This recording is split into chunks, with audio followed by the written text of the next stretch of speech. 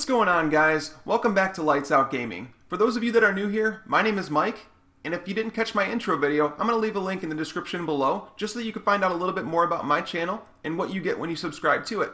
So in today's video, what we're going to be doing is looking at the Pick 13 system in Call of Duty Advanced Warfare. Most people don't realize, but each individual game mode should have a specific class set up, and today what I'm going to do is I'm going to break down exactly what you should have in those classes and why you should have it. Let's make you a better player. Let's get started. Let's start by taking a look at the Create a Class screen.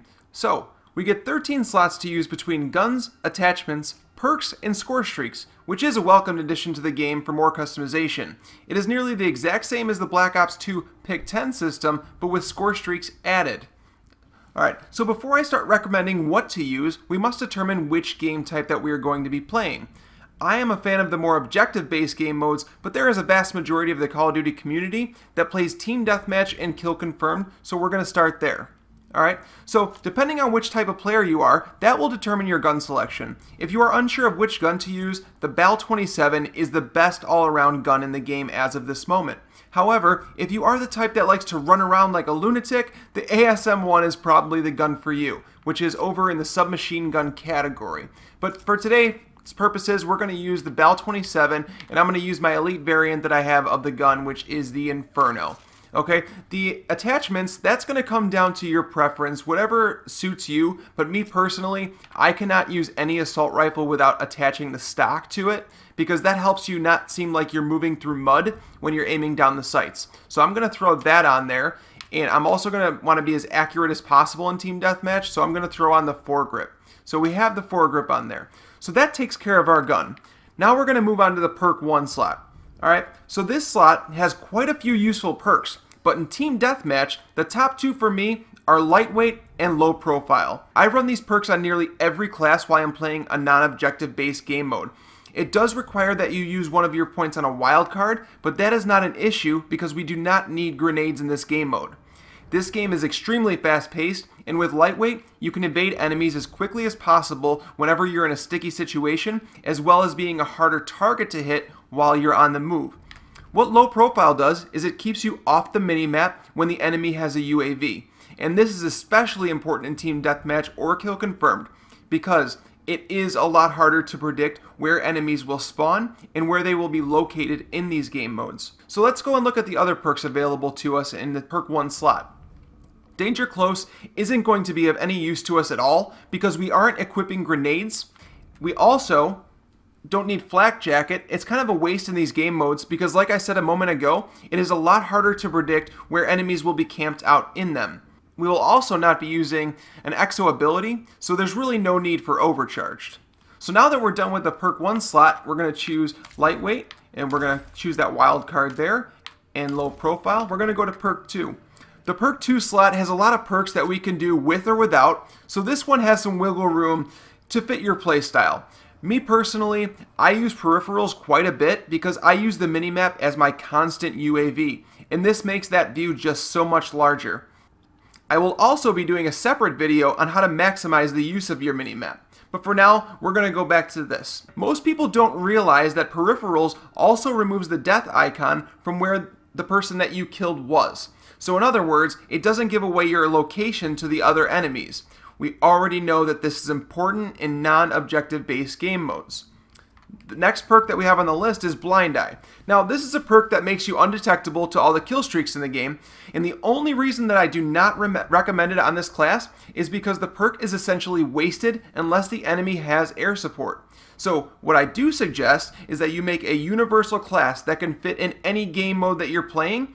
Title it the Anti-Air class. So that way, whenever the enemy has air support, you can switch to that instead of peripherals or cold-blooded or whatever else you want to use.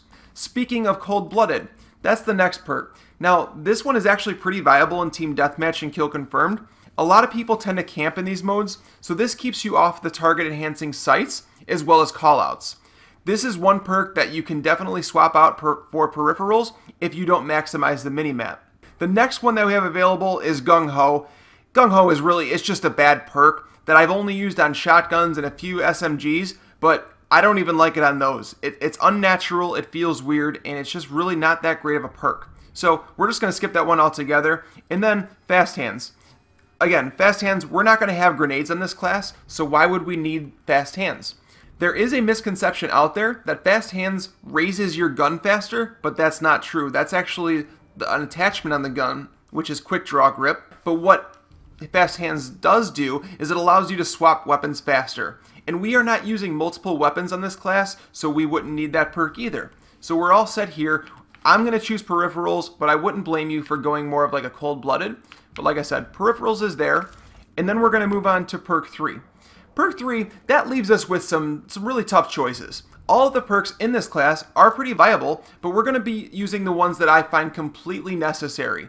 Blast Suppressor. It's possibly the most essential perk in the game, no matter the game mode. If you don't know what it does, I'm going to tell you right now. Did you know that every single time you jump, boost, or dash anywhere, that you show up on the minimap? While I don't think that you should, considering how important the exo abilities are, they decided to add it in the game and that you'd have to use a perk in order to stay off the map while using your exo abilities. Again, Blast Suppressor is necessary. What it does is it keeps you off the minimap when using those abilities. The other perk that I'd recommend from Tier 3 is Toughness. While you are in a gunfight, the last thing you want is your screen to be bouncing up and down while you're trying to keep your sights on the enemy. Toughness eliminates the flinch when you're being shot at, so it helps you keep your aim on sights just that much better. The other perks available to us in the perk 3 slot are Hardwired, Scavenger, and Hardline. So first off, Hardwired is a great perk, but it is again useless when the enemy doesn't have a system hack up or if they aren't running something like a stun grenade. What it does is it makes you immune to minimap scrambles, like when they have a counter UAV, system hacks, EMPs. That's why Hardwired belongs on that anti-air class that I talked about earlier in the video. We throw that on the anti-air class and we are all set up if the enemy is using air support, system hacks, whatever it is, we're ready for it. Next up is Scavenger. And let's be honest, how many times in a game do you completely run out of ammo and there is no gun to pick up? If you are running out of ammo more than, say, 3 times a game, then we can debate it, but most people will not need this perk. Hardline is the last perk in this third tier, and unless you are going for 100 kill games with your score streaks, which, by the way, is impossible in TDM, the decrease of 100 points to get your score streaks is really just not worth it. So me personally, I'm going to go with Blast Suppressor, I'm going to use that wild card, and I'm going to throw on Toughness. Now that we have chosen all of our perks, we can move on to the score streaks. That is the part in the class where you have to be honest with yourself. Do not be the teammate that puts on a Paladin only to get it once every 5 games. If you are not reaching your score streaks at least once a game, you need to lower them. Now, while you have to decide which streaks best suit you, one that everyone should have on is the UAV. And I know you're thinking, but Mike, what if they're running low profile? Doesn't that make the UAV useless? Yes, and that is why we are going to press Y on the Xbox or triangle on the PlayStation and customize our UAV. We are going to throw on threat detection, which is almost full-on cheat mode. Alright, because you are able to see enemies highlighted in red throughout walls, even if they have on low profile. So that's a necessity. We will also put on extra time and support. Mike, why support?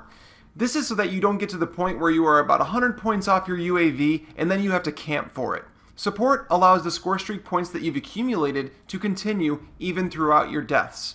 If every person on your team had this on, you would know exactly where the enemies are about 2 minutes into the game, and it should be an easy win at that point. The other 2 slots are for the score streaks that best suit you, but remember, don't pick something that you will not achieve every game. If you were just starting and having a tough time stringing kills together, just throw on something like the Orbital Care Package, and then we could do the remote turret with the support and sentry settings on there. So we just go in there, support and sentry. So that way our class is set up where we have a care package if we string together 500 points. And then we also have the UAV and remote turret on support where it doesn't necessarily matter if we die and we are still helping our team in the long run. Hopefully this helped you understand why I am recommending that you use this setup in Team Deathmatch and Kill Confirmed. In the next Call of Duty episode, I will show you how to set up your classes for the objective-based game modes such as Hardpoint, Domination, or Capture the Flag. If you found this video helpful, please do me a huge favor and click the like button and subscribe. It helps me out more than you know. If there is something else that you'd like to see in a future video, please leave it in the comments below. Until next time, friends, thank you for visiting Lights Out Gaming.